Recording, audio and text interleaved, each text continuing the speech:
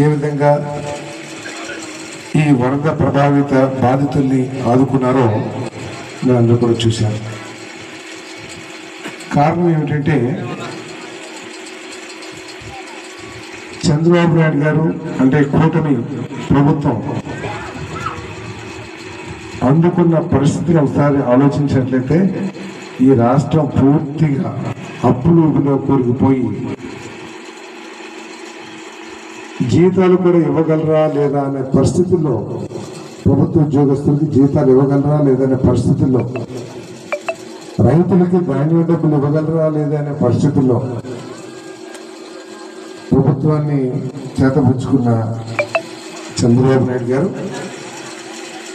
అహర్నిశలు కష్టపడుతూ 1వ తారీఖున జీతాలు ఇస్తా ఉన్నారు.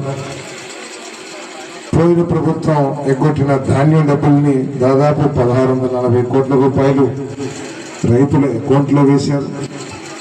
అంటే ఇది ప్రత్యేకంగా ఎందుకు మీకు చెప్తున్నానంటే, ఎన్నికలకు ముందు వైఎస్ఆర్ కాంగ్రెస్ ప్రభుత్వం ప్రభుత్వ ఉద్యోగ